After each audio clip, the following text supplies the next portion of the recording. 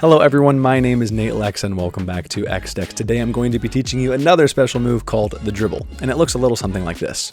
Now, the Dribble is not an original move of mine. In fact, I did some research earlier and could not find who it was by exactly, so if you happen to know that, please leave it in the comments below as we would like to give credit to the original creator of this move. But I can say that Bone Ho was the original creator of the Anaconda Dribble, which is a far and long extension of this incredible move. So, there's a lot of subtleties with this move, and I'm excited to get into it, so let's jump into the tutorial now. Hey guys, it's Nate here, post-edit. Just wanted to drop in a quick little note. I don't think I got to say this in the tutorial when I was teaching it, but it is best to do this move with a newer deck of cards. So even though you can make it work with an older deck of cards, I highly recommend using a newer deck of cards to do this move, and with that, let's get into it. Alright guys, so let's jump into the tutorial for the Dribble. If this looks like it is at a new angle, that is because it is. I'm operating with some new equipment and we're trying some new stuff out. So without further ado, let's jump into the tutorial for the Dribble. So you're going to want to familiarize yourself with a couple things when you're doing the Dribble. One is just regular dealer's grip, and one is going to be biddle grip. And with biddle grip, you're going to, well, let's get started with the tutorial. The middle finger, the ring finger, and the pinky finger are actually going to go across the front like this. And instead of holding the deck like this, you're going to rotate almost to a 45-degree angle like that. And what a lot of people will try to do is move their thumb like this. See how the thumb is perpendicular to the card direction? And we'll try to thumb them off like this. That is not the best way to do it. What I want you guys to practice doing is this at first. So hold it in regular dealer's grip, and then hold it in, move your index finger across off the front, put your middle ring and pinky on the front, so you're holding it in this sort of grip. And what you're going to do, you're actually going to put your thumb almost sideways on the cards like this. I'm going to put it close to the camera because what I want you to do is be able to riffle it like this, each single card at a time, until you have one. So some people will start like this, and it'll be kind of chunky. What you want to do is apply enough pressure to where you're essentially just grazing the back of the cards. Imagine you're petting a small animal, and you want to make sure the thumb is sideways, and that's going to help you. If you go this way, it's harder to get all the cards, and what you're going to want to do with your index finger is apply pressure on the middle part of the card. So if you're tilting the cards down in biddle grip and sideways dealer's grip and tilting them toward yourself, your index finger is going to push on this side right here.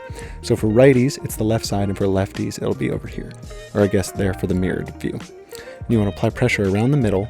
What's going to happen is the thumb sideways is going to allow singular cards to slip off. So you don't want to aggressively bend this up. That'll actually put a weird bend in it, and you'll have to bend it back another way. We'll do spring another day. That rhymed. But you want to apply just enough pressure to where they slip away from your thumb, and you'll get this nice sound. I'll do it in the mic.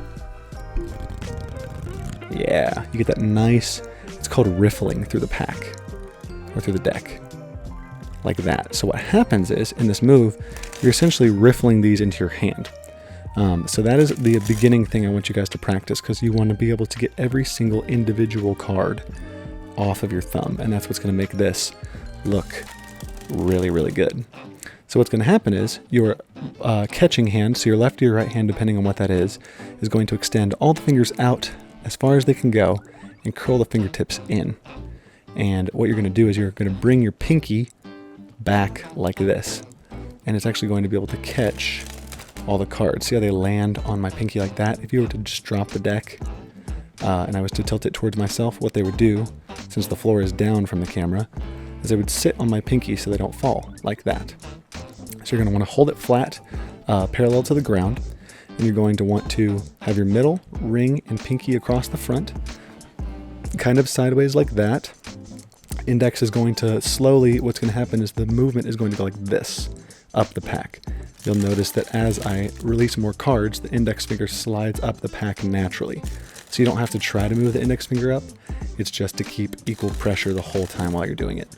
You'll notice I'm also doing it face up because that'll correct the direction. If these start to bend too much this way, you can just turn them over and do the move that way, and it will help them balance out. So to actually do the move, you got your catching hand ready. You're going to want to apply pressure with the index finger about halfway, maybe a little bit forward, depending. These fingers are going to be touching as little of that front end as possible. Let me see if I can get that in focus for you. Perfect. So you want a little bit there, and see how little of my thumb is touching it or is off the end of the deck right here? I want that because they're going to lightly fall out of my hand as my index applies pressure and slightly pushes them away from the thumb. They're going to fall out of my hand.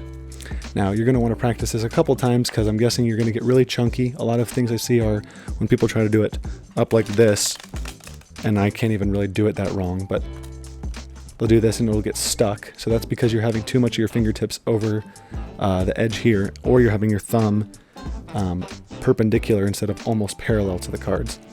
So what you really want to do is get that thumb parallel, get these across the front, but with as little of the tip touching as possible, and then your index finger applying pressure lightly, so you're riffling through each individual card, and that will help you make a beautiful dribble. And then later on, we'll be able to teach you subtleties about how to get this to max height. What you really want to do when you start is do this almost like in the range of your fingertips. Your fingers should be able to touch your hand, and they'll just fall in anyway. But over time, you can start dropping them from, that's about half a foot, maybe a foot away, and they'll just fall right into your hand. So, as long as you're doing this dribble, that is pretty much the tutorial for the day. Or for this week, I guess. It's a pretty basic move. I'll go over it one more time just in case you guys missed anything, but that's pretty much it. So remember, middle, ring, pinky at the front, very little of the fingertip there.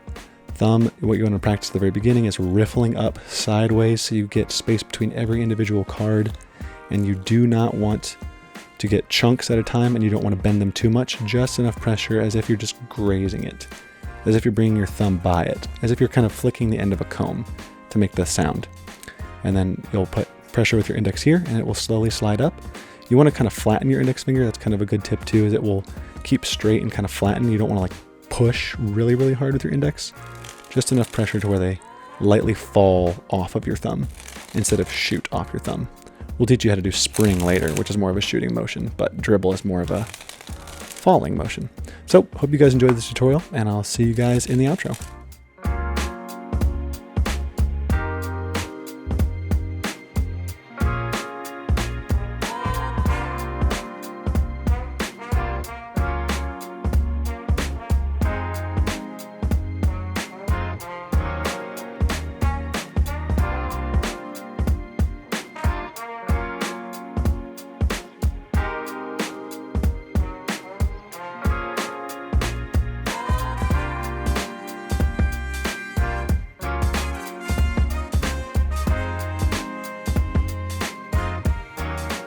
Hello everyone, thank you guys so much for watching the tutorial for Dribble. I hope that you liked it. It's actually going to be a prerequisite for a couple of moves in the future, including the Anaconda Dribble, the Riffle Fan, and many, many more. There's even a Sideways Dribble, and if you're in the Magician community, there's a way to work it into controls of a card. So that's super exciting, and if you guys want to see some of those, leave me a comment.